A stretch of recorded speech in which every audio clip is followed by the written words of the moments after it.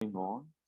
Now, we were discussing with some topic related with the transcription factor. इसके पहले हम लोगों ने ट्रांसक्रिप्शन फैक्टर के बारे में बताया था और ये भी बताया कि जो सिग्मा फैक्टर होते हैं, सिग्मा फैक्टर जो होते हैं यू प्रोकैरियोट्स में, उनका काम था प्रमोटर सीक्वेंसेस से बाइंड करके और बाकी जितने भी फैक्टर्स हैं आरएनए पॉलीमरेज के, उनको रिक्रूट करने का काम था -10 के आसपास। लेकिन यूकैरियोट में ये जो सिग्मा फैक्टर है, इसका काम कई सारे प्रोटीन और पेप्टाइड्स मिलकर के कर रहे होते हैं, जिनको रिस्पॉन्सिबल फॉर ट्रांसक्रिप्शन है। Factors they are responsible for transcription, इसलिए हम लोगों ने उसको ट्रांसक्रिप्शन फैक्टर का नाम दिया हुआ है। दूसरा डिफरेंस क्या हम लोगों को पता था कि ट्रांसक्रिप्शन में जो यूकैरियोट है, उनमें हर तरह के आरएनए के लिए अलग अलग तरीके के आरएनए पॉलीमरेज की जरूरत पड़ रही थी। इसीलिए जब आप ट्रांसक्रिप्शन फैक्टर पढ़ते हैं तो जिस तरह के आरएनए पॉलीमरेज या आरएनए सिंथेसिस की जरूरत हो रही होती है, उसी तरीके का आरएनए पॉलीमरेज के लिए अलग अलग फैक्टर्स आते हैं। इसलिए ट्रांसक्रिप्शन फैक्टर 2 लिखा जाता है और इसके सामने में जितने भी इनके वैरायटी हैं, ए बी सी डी, जितने भी वैरायटी हैं, वो सब नाम लगता है। हम लोग एक एक करके उसको देखने की कोशिश करें। So the transcription factors of eukaryotic genes require many factors and they are called transcription. So transcription in eukaryotic genes, sorry मैंने transcription factor बोल दिया। Transcription in eukaryotic genes, they require many factors for transcription to start. ठीक है, इसलिए उनको transcription factor बोला जाता है। सिग्मा और ट्रांसक्रिप्शन फैक्टर दोनों में बेसिक डिफरेंस क्या है?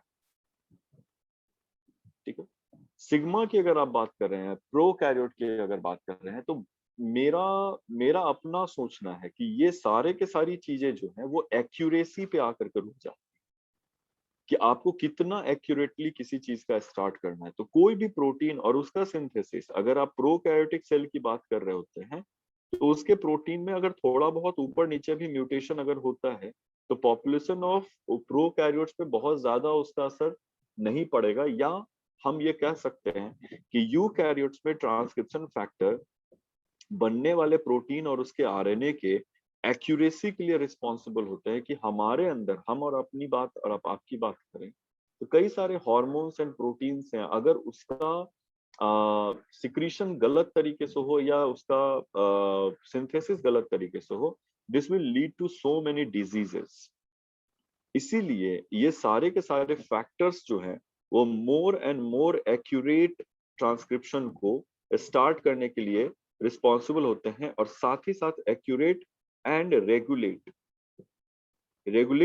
भी करना है, क्योंकि हम अपने माइक्रो ऑर्गेनिज्म के वर्ल्ड की तरह अपॉर्चुनिस्टिक नहीं होते। किसी भी चीज को जिसको हमें कंज्यूम करना है, जिसको हमें यूज करना है, तो उसका एक लिमिटेशन है हमारे बॉडी में। जैसे अगर हम ग्लूकोज खा रहे होते हैं, तो ग्लूकोज खाने की भी अपनी एक रेगुलेशन पार्ट है कि इससे ज्यादा ग्लूकोज हमें नहीं लेना होता है। ठीक है, तो this is what is regulation part. ये भी आपके ट्रांसक्रिप्शन फैक्टर से ही अचीव किया जा रहा होता है। तो ट्रांसक्रिप्शन फैक्टर क्या करते हैं? They initiate and regulate the transcription process. Yes और नो? यस और no? Yes, sir. Yes, sir. ठीक है, so it is again a trans-regulatory soluble protein produced by the genes distant from the chromosomes it affects. Trans-regulatory कहने का क्या मतलब होता है? सिस रेगुलेटरी, ट्रांस रेगुलेटरी, ये मैंने एक बार बताया था। सिस एक्टिंग एलिमेंट्स हैं, ट्रांस एक्टिंग एलिमेंट्स हैं। अगर याद है तो ठीक है, नहीं है तो इसको फिर से एक बार के लिए देखिएगा, सिस और ट्रांस एक्टिंग या रेगुलेटरी सीक्वेंसेस क्या होते हैं। तो जितने भी ट्रांसक्रिप्शन फैक्टर्स हैं, they are the soluble proteins, जो किसी और जीन से बने हुए होते हैं, और वो किसी और जीन को रेगुलेट करने का काम करते हैं। सो इनका सिंथेसिस कहीं और से होता है, और तब वो फिर रेगुलेट करने का काम किसी और जीन को कर रहे होते हैं। क्रोमोसोम्स का ही अपना एक डिस्टेंस के बारे में, इसके लोकेशन के बारे में बताया गया। तो ये भी चीजें बताई गई हैं। शायद ये चीज हो चुका था, लेकिन फिर भी चलो कोई बात। दो तरह के जनरल ट्रांसक्रिप्शन फैक्टर्स होते हैं, जिसमें एक बेसल है, जो transcription factor 2D 2A type के होते हैं, और ये प्रमोटर सीक्वेंसेस पे बाइंड करने का काम करते हैं इनिशिएशन के समय में।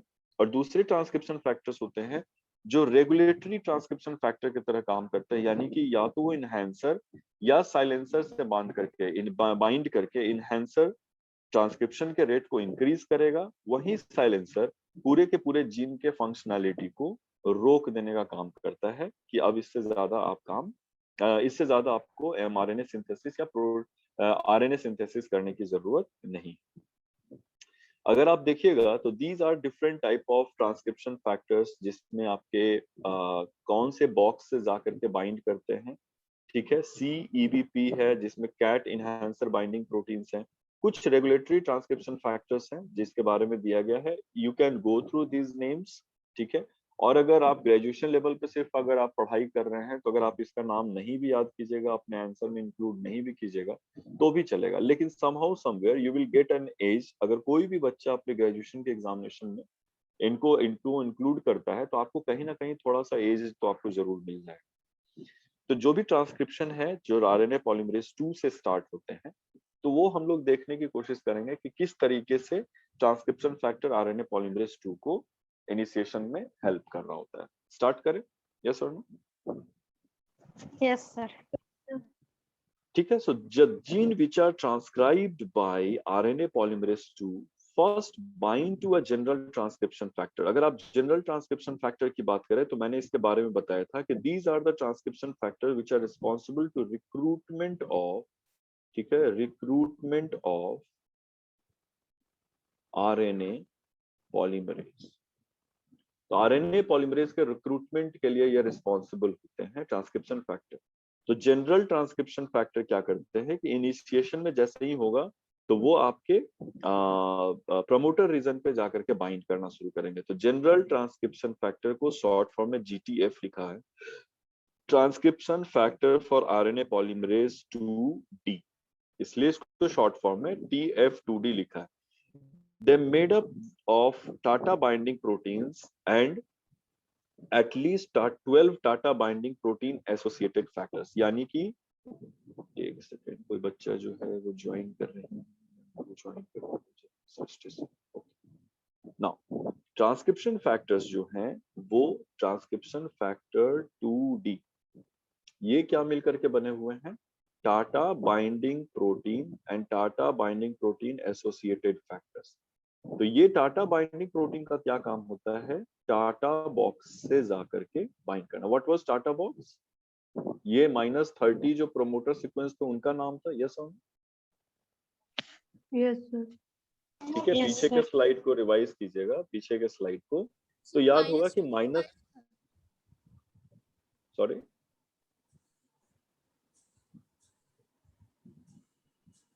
-30 जो है वो आपके -30 प्रमोटर सीक्वेंसेस को टाटा बॉक्स बोला गया होगा।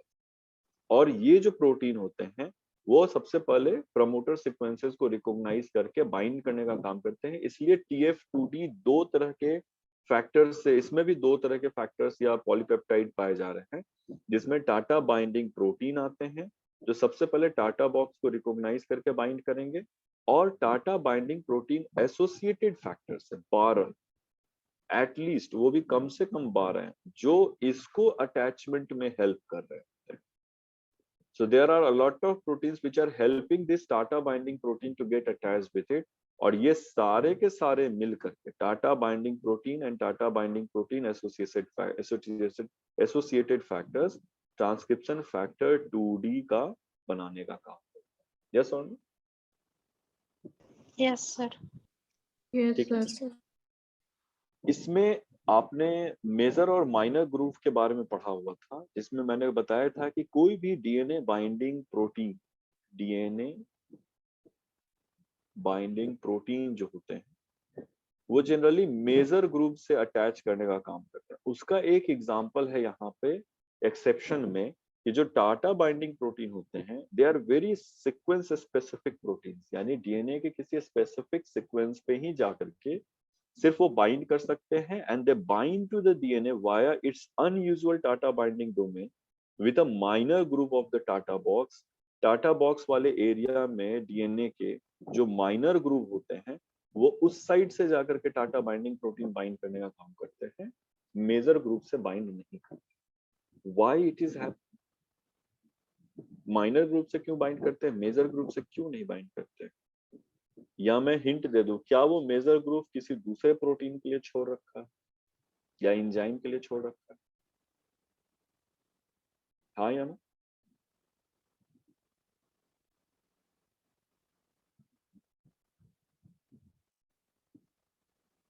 बच्चे नो, चलो ठीक, if you are not responding then we will moving ahead. Either you have to बोलो सर वो माइनर ग्रुप को मतलब सर। ठीक है, तो यही चीज बताया कि जो माइनर ग्रुप और मेजर ग्रुप का है वो importance of these two proteins. तो transcription factor 2D minor group से एसोसिएट होने पे मेजर ग्रुप को एक्सेसिबिलिटी प्रोवाइड करने के लिए छोड़ते हैं, ताकि RNA polymerase which is more important to bind with the DNA वो आकर के बाइंड कर सके, क्योंकि ultimately transcription factor 2D once a successful initiation has taken place, transcription factors जो होते हैं वो वहां से डिसोसिएट ही हो जाए। तो एक बार once transcription factor 2D attached with the core promoter, जो भी टाटा बॉक्स में है, pre initiation complex PIC is formed by attachment to the remaining general transcription factors. तो जिस तरह से सिग्मा कहना तो ठीक नहीं है, लेकिन फिर भी सिग्मा फैक्टर बाइंड करने के बाद वो दूसरे दूसरे फैक्टर्स को भी अटैच करना शुरू कर दिया था, ठीक उसी तरह से यहाँ पे ट्रांसक्रिप्शन फैक्टर 2D जो होते हैं वो जैसे ही सक्सेसफुल बाइंड करते हैं तो वो रिमेनिंग ट्रांसक्रिप्शन फैक्टर्स को भी अपनी जगह पे बाइंड करने में हेल्प करते हैं। अब जनरल ट्रांसक्रिप्शन फैक्टर का अपना एक ऑर्डर है बाइंड करने का। अब D के बाद E F A B C ये सब नहीं है, एक ऑर्डर है TF2A TF2B TF2F with RNA polymerase. आपसे एंट्रेंस या किसी सवाल में पूछा जा सकता है कि वो कौन सा जनरल ट्रांसक्रिप्शन फैक्टर है जो अपने साथ RNA पॉलीमरेज को लाने का काम करता है, that is transcription factor 2F RNA polymerase 2। yes or no? They work as a complex, yes or no? Yes, sir. Yes sir. ठीक है, तो सीक्वेंस में देख लीजिए कि सबसे पहले D बाइंड करते हैं, फिर A B F, F के साथ में पॉल लगा दीजिए, F dash polymerase 2 comma E and H। ये आपका सीक्वेंस है जो आपका बाइंड करता है। सारे के सारे ट्रांसक्रिप्शन फैक्टर जब एक बार बाइंड कर जाते हैं तो उसमें से एक ट्रांसक्रिप्शन फैक्टर आपका आरएनए पॉलीमरेज को भी साथ में लेकर के आया हुआ है। So its main function is as well to make it reach to the promoter sequence. So in the last, phosphate group is added to the C-terminal domain of RNA polymerase 2। यहाँ मैंने आपको लगभग 7 एमिनो एसिड का एक sequence के बारे में बताया था। C-terminal डोमेन पे 7 एमिनो एसिड का सीक्वेंस होता है, tyrosine, serine, chlorine, threonine, serine, chlorine, serine. Yes और no? Yes, sir. Yes sir. इसको याद करने का भी मैंने तरीका बताया था कि serine, proline, serine, proline, serine, ये 5 लिखिए। सबसे पहले टायरोसिन और फिर चौथे नंबर पे थ्रियोनिन को लगा दीजिए। यही वो 7 से एमिनो एसिड के सीक्वेंस होते हैं जो C-terminal डोमेन पे पाए जाते हैं, और इनको क्या किया जाता है, stretch of 7 amino acids and it is repeated multiple times. ये 7 amino acid number of times repeat किए जाते हैं, और इन्हीं अमीनो एसिड को फॉस्फोराइलेट किया जाता है या C-terminal डोमेन को फॉस्फोराइलेट किया जाता है। तो ये जैसे ही इनका phosphorylation leads to the activation of RNA polymerase 2।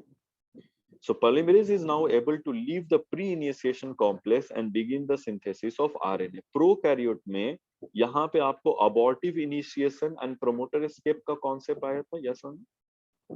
Yes sir. Yes, ठीक sir. है, तो जैसे ही आपका ये फॉस्फोराइलेशन होता है 7 अमीनो एसिड्स का, आरएनए पॉलीमरेज अब रेडी रहता है कि अब हमें पॉलीमराइजेशन के लिए स्टार्ट कर देना है, और वो आरएनए सिंथेसिस को शुरू कर देते हैं। इसमें जो सबसे लास्ट फैक्टर था ट्रांसक्रिप्शन फैक्टर 2H, ये फॉस्फोराइलेशन जो है वो transcription factor 2H GTP complex होते हैं जिससे वो अचीव किया जा सकता है। सो सबसे लास्ट में TF2H ऐड किया जाता है जो GTP कॉम्प्लेक्स के साथ जुड़े रहते हैं, और जैसे ही अटैच करते हैं 7 अमीनो एसिड्स का फॉस्फोराइलेशन होता है और ट्रांसक्रिप्शन स्टार्ट हो जाता है। इज इट क्लियर और no? this is the list of transcription factors that have been given to your screen. आपके स्क्रीन पे ये दिया गया हुआ है और आप हर ट्रांसक्रिप्शन फैक्टर के सामने में उसका कैसे कैसे फंक्शन होता है ये सारी चीजें भी दी गई हुई हैं. So it is much more beneficial for all of you अगर आप सिर्फ ये स्लाइड भी अगर आप याद कर लीजिएगा. ये वाला स्लाइड नंबर इज आप एक बार स्लाइड करके देख लेना. मेरे ख्याल से 27 स्लाइड है शायद. मैं अगले बार से जो क्लास यूज करूंगा उसमें स्लाइड नंबर को ऐड करने की कोशिश करूँ. तो अगर आप इस स्लाइड को भी एक बार देख लीजिएगा तो पूरे ट्रांसक्रिप्शन फैक्टर्स का आपका रिवीजन हो जाएगा कि किस तरीके से ट्रांसक्रिप्शन फैक्टर्स इनिशिएशन में हेल्प कर रहे होते हैं. Transcription initiation in eukaryotic cell is a complex process and it requires the transcriptional activator proteins which bind to the specific site of the DNA. तो किसी भी ट्रांसक्रिप्शन कॉम्प्लेक्स के bind करने के साथ साथ में कई सारे एक्टिवेटर प्रोटीन्स होते हैं जिनको आपको प्रमोटर रीजन से बाइंड करना पड़ता है. ठीक है, उसको इनहैंसर बोला जाता है. कई सारे ऐसे होते हैं जिनके बाइंड करने पे आपके ट्रांसक्रिप्शन को रोक दिया जाता है और उसको हम लोग एक्टिवेटर या इनहैंसर बोलते हैं या फिर साइलेंसर बोलते हैं या रिप्रेसर प्रोटीन्स बोलते हैं. The typical gene has many activator proteins which together determines the rate and the pattern of transcription. Activator के साथ साथ में अगला जो क्लास होगा हम लोगों का उसमें हम लोग एनिमेशन को यूज करने की कोशिश करेंगे ताकि आपको एक्टिवेटर के साथ में ये बताया जा सके कि स्लिपेज क्या होता है या क्या किस तरीके से काम करते हैं. सपोज कर लो कि ये आपका mRNA है. बेटा सब लोग म्यूट हो जाओ. अगर आप if you are not interacting with the class it is better to mute yourself. अगर आपके पास कोई आरएनए है और उसमें आरएनए पॉलीमरेज आ रहे हैं विदाउट एक्टिवेटर तो हो सकता है 10 में से 1 या 2 बार ऐसा होगा कि आरएनए पॉलीमरेज बाइंड करते हैं. लेकिन अगर एक्टिवेटर प्रेजेंट है, सॉरी मैंने यहां दिखा दिया, ये टाटा बॉक्स के पास होगा. अगर एक्टिवेटर प्रेजेंट है तो ये एक्टिवेटर एक एलोस्टेरिक इफेक्ट क्रिएट करता है आरएनए पॉलीमरेज में और डीएनए में भी इवन, ताकि ये मोर फर्मली बाइंड कर सके. और एक्टिवेटर के प्रेजेंस में डीएनए आरएनए पॉलीमरेज डीएनए से लगभग एवरी टाइम बाइंड करता है. So this activator by interacting with the proteins RNA polymerase वो क्या करते हैं डीएनए से बाइंड करके और को इफिशिएंटली बाइंड करने में हेल्प कराते हैं. Without activator RNA polymerase can come and skip binding with your DNA. ये एनिमेशन में बहुत अच्छे तरीके से दिखाया हुआ है. एक्टिवेटर आने पे जितनी बार भी 2 बार, सपोज करो 2/10 हम लिखते हैं, यानी 10 टाइम्स आरएनए पॉलीमरेज आया और वो 10 टाइम्स बाइंड नहीं करके सिर्फ 2 ही बार बाइंड किया. जबकि एक्टिवेटर के प्रेजेंट में क्या होते हैं कि जितनी बार भी आरएनए पॉलीमरेज आएंगे उसकी इफिशियंसी लगभग 100% हो जाती है कि जितनी बार भी आरएनए पॉलीमरेज आएंगे वो प्रमोटर से बाइंड कर सकते हैं. Is it clear? कोई बहुत ज्यादा नेसेसरली रिक्वायर्ड नहीं होता. Sometimes it acts as from a distance of several thousand nucleotides. तो ये जो एक्टिवेटर बाइंडिंग सीक्वेंसेस होते हैं ये कोई जरूरी नहीं है कि प्रमोटर के बिल्कुल नजदीक ही पाए जाए. कई बार ये उससे बहुत ज्यादा दूर लगभग 1000 न्यूक्लियोटाइड्स भी अपार्ट हो सकते हैं. And these gene regulatory proteins like activator help the RNA polymerase, general transcription factors and chromatic remodeling complexes. Chromatin का हो गया DNA plus histone protein को remodel किया जाए ताकि आपके DNA फिर से सिंथेसिस करने के लिए RNA सिंथेसिस के लिए अवेलेबल हो पाए. साथ ही साथ में mediator all to assemble at the promoter. तो ये सारी चीजों को, ये जो आपके फैक्टर्स हैं या रेगुलेटरी प्रोटीन्स होते हैं जिसको हम एक्टिवेटर बोल रहे थे, ये सारे के सारे जो हैं एक्टिवेटर जो है ये सारे के सारे इवेंट को इनहेंस करने का काम करते हैं ताकि ज्यादा से ज्यादा अच्छे तरीके से इनिशिएशन को तैयार किया जा सके. जब आप रेगुलेशन ऑफ जीन पढ़िएगा लैक ऑपेरॉन सिस्टम वगैरह प्रोकैरियोट का, तब आपको एक्टिवेटर और रिप्रेसर के बारे में और भी ज्यादा अच्छा होगा, जो हम इसके बाद में ट्रांसलेशन के बाद में स्टार्ट करेंगे. The mediator protein complex consists of about 20 protein subunits and allow the activator protein to communicate with the polymerase 2 and general transcription factor. तो यहाँ जो एक मेडिएटर प्रोटीन है ये बाद में ऐड किया गया हुआ है कि लगभग 20 प्रोटीन कॉम्प्लेक्स का एक सब यूनिट पाया जाता है। जो आपने पिछले डायग्राम में आपने देखा ये मेडिएटर प्रोटीन क्या करते हैं कि एक्टिवेटर और प्रमोटर सीक्वेंस के बीच में ये मेडिएटर प्रोटीन आते हैं जो इन दोनों को कम्युनिकेट करने में हेल्प करते हैं। स्पेशली कब, जब आपके पास में ये सीक्वेंस 1000 न्यूक्लियोटाइड्स दूर कहीं पे अवेलेबल है। यस और नो? तब ये फोल्ड करके यहाँ तक पहुंचते हैं ताकि वो प्रमोटर और उसके सीक्वेंस से अटैच करके उसको इफिशिएंटली स्टार्ट करने में हेल्प कर सके। Is it clear? Yes, sir. Yes, sir. Yes, sir. हाँ, इसीलिए इनको को एक्टिवेटर का भी नाम दिया गया है फॉर आरएनए पॉलीमरेज ट्रांसक्रिप्शन।